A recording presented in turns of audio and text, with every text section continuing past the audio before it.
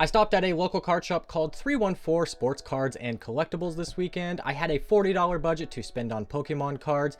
As I went into the store, I noticed they only had one box of Pokemon cards, but I sat down anyway and started digging through that box to see what they had. I will be giving away your favorite card that I was able to pick up from this card shop today. Just leave a like on this video, subscribe to the channel, and let me know down in the comments what your favorite card is. I will be choosing 5 different winners, and if you're chosen, I will send the card that you chose completely free of charge. This is the bag of stuff that I ended up leaving with. They actually had a ton of really awesome deals. Let's go ahead and take a look at what I was able to get with the $40 budget. While I was doing the $40 budget challenge, I also came across a ton of playable cards that I needed for my decks whenever standard rotation rotates next month. I needed some new cards for my decks, and they had basically all of them for an extremely low price. So I ended up buying a ton of cards at this sports card shop, and honestly I really wasn't expecting them to have a whole lot. As you can see here, the first card that we picked up was a secret rare gold card, a secret rare Flappy for $3. Anytime you find gold cards, secret rares, anything of high rarity like this for $3, it's almost an automatic grab. The value on this card is right around $6.75, so more than 2 times what I paid for it. This is in extremely good condition. It's not something that I would look to grade, but this is, you know, like I said, it's a gold card. It's a secret rare. It's just a really, really cool card. And it's also very playable. The Dynamotor ability is really good in decks. It's still able to be used in the standard format. It's also a very powerful card in the new Gym Leader Challenge format, where you can only have one type of Pokemon, and they all have to be single prize Pokemon, no rule boxes or anything like that. So overall, this is just a really good pickup. There's a reason why the value is, you know, over $6 for this card. So finding it for $3 was an amazing grab. The next card we picked up was this Japanese Neo Bellossom holographic card for $5. I thought this was going to be an amazing home run type of card. It was in extremely good condition, no like chipping, no dents, anything like that on the card. Whenever I saw the $5 price, I almost ran up to the counter and said, I really want this. But whenever I looked it up on eBay, I was actually kind of surprised to see that these do sell for right around $7 to $8, so it is a little bit more valuable than what I actually paid for it, but not as much as I thought it was going to be. I thought this would be closer to a $15 to $20 holographic card in this condition. This is honestly a grade worthy card, and I was amazed to find it in a sports card shop for $5. Normally whenever they have these type of cards, they put a really high price on them just because they look up, you know, eBay solds and things like that, and they just go with the highest price, especially in this good of condition. But this sports card shop, they had amazing prices on just about everything I looked through. They had an entire row of V cards that are used in the standard format for $1 a piece. That's what a large majority of the cards on the inside of this package are. I did get some really cool things out of the dollar bin as well, but most of these are cards that I picked up for decks. The next card I picked up was another secret rare card. You're going to see kind of a theme today. I did pick up a ton of secret rare cards that were extremely low in price just because of the rarity, and I do believe with the end of Sword and Shield coming, Scarlet and Violet is upon us. These older cards, the higher rarity cards, are just going to become more and more valuable, especially these rainbow rares. I just feel like they're really underappreciated. This one is borderline an error card with how off-centered it is. Look how bottom heavy this Wallace card is. It's just absolutely crazy. This card is from Silver Tempest. It's not a very playable card, which has resulted in a value of around $6. I actually paid market price for this card. There's no value gain or loss on this one, but I do believe it has a really good potential to grow in value as the Scarlet and Violet sets start coming out. Just a really cool card, and it's not the last secret rare you're going to see in today's video. This next card, this Team Yell Grunt card, is from Sword and Shield base set. I thought this was a really good price at $5. I don't really check prices while I'm in the store. I just kind of go off what I think I know, but sometimes I'm not always right. This card, for instance, has a market value of around $3.50, which is $1.50 less than what I paid for it. So we actually lost a little bit of money on this one for now, but I do believe even at $5, picking up a secret rare card is just a really good buy. You really can't go wrong picking up cards of this rarity at that price. And worst case scenario, you just have a really cool card to add to your binder. The next card we got was this Alt Art Conkeldurr V. Yes, Conkeldurr has an alt art from the Pokemon Go set, and as you can see there, they had a $3 price on it. One of my favorite things about this store is the fact they had their prices listed on their cards. They did not look up the cards once you went up to the counter on like TCG Player and eBay to get the exact market price at that time, so it did leave a lot of potential to find good value cards. And as you can see by this stack, we found quite a few really cool cards. Some of them were overpriced, but mostly the ones that were overpriced were newer modern cards like Lugia V-Star that were like $25 a few months ago when they first came out. Now they're around $10 just because the people who wanted them, the players, have been able to get their hands on them.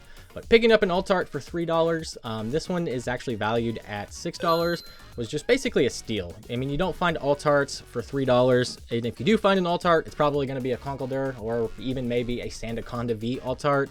Those are the two least valuable alt art cards that you could possibly get, but it's still an alt art card for $3. As soon as I saw this, I immediately went into my pile to take home because I knew that there was no way that this card was under $3. It does have a market price of around $6, so we did double our value on this card specifically, and it was just really cool to have. I don't personally have this in my own collection, so if this is one of the cards that's not chosen, I will be happy to add it to my binder.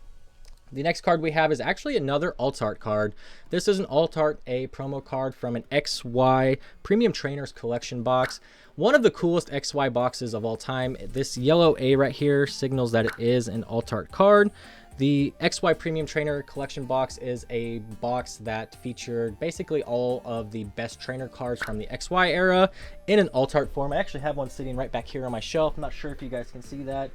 It actually only has 2 booster packs on the inside, but it has a ton of really cool alt art cards on the inside. This one is one of those cards. For $3, I just had to grab this because I knew somebody would think it was as cool as I do. Value right around $3 to $4. Not really any value increase on this one, which is really surprising considering how cool these alt art cards are and how expensive that XY Premium Trainers collection box is. That's a $400 box, and that's the only way to get this alt art Aegis/EX. Just a cool card. $3, had to grab it. Really easy decision for our $40 budget. Oh look, we have another secret rare. We actually have a couple of secret rares here.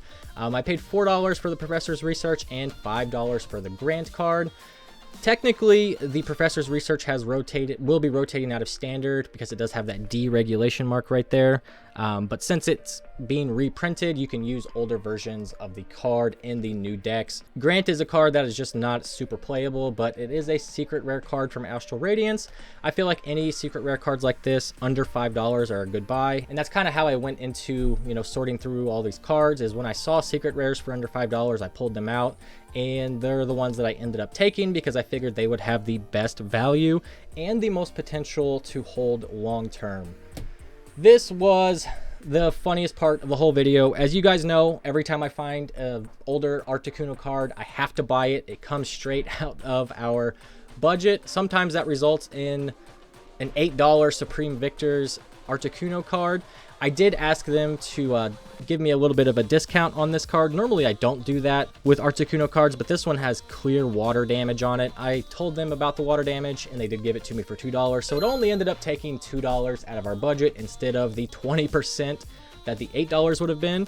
So we will be adding this to our Articuno binder unless you choose this as your giveaway card. I don't think anybody's going to want to choose this one just because it is in such bad shape. But it is an Articuno card. We did come across it during our budget challenge, so we had to buy it. These last 2 cards actually come out of the same promo box. They come out of the Empoleon Break Evolutions box. It's around $150 sealed box. You get the Empoleon Break, which is a promo card, and you get the Noctowl Break. The biggest reason I bought these 2 is because I just wanted to add them to my collection. I do not have these in my Break collection. I'm very, very close to having the entire set of Break cards, and these are 2 of the final ones I need. Any of the top loaders, I did not have a price on it. They charge $2 for each one or 3 for $5.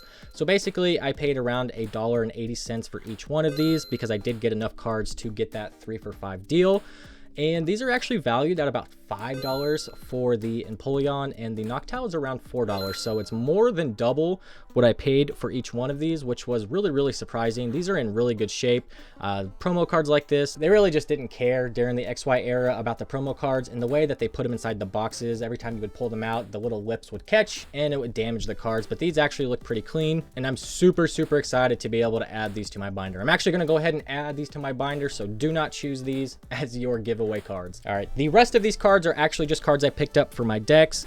All of these cards you see, I just picked up for when standard format rotates. I just wanted to have them to be able to build some decks for me and my children to play with. That's all these are right here. They took the lowest price on TCG Player for these cards for me. So I ended up saving a ton of money on those because I didn't have to buy them from different multiple sellers and pay tons of shipping. These cards were actually the most fun to go through. These cards were all in the $1 bulk bin. As you can see, we got quite a few cards out of the $1 bin. The first card that we got was this Lurantis GX. And if you look really closely, this thing is completely off-center to the point of it being a miscut card. For $1, picking up a miscut card, I just thought it was a no-brainer. A lot of people do collect these error-type cards. I'm not personally one of them, but I figured somebody would really like these. I actually got two of them. We got the Crabominable V and the Lurantis. Both of these extremely miscut. If you want these miscut cards as your giveaway entry, just put in the description miscut and you'll be entered for both of them, not just one. The next card that we picked up was this base set Pidgeotto. They had quite a few base set rare cards inside of this $1 bin, and I grabbed all the ones they had. In light plague to near mint condition, I would say this is a near mint condition, even though there is a little bit of whitening on the back. It's still in really, really good shape. This would definitely be listed as near mint if you were to buy this on TCG Player and it came to you. It would fall well within those guidelines.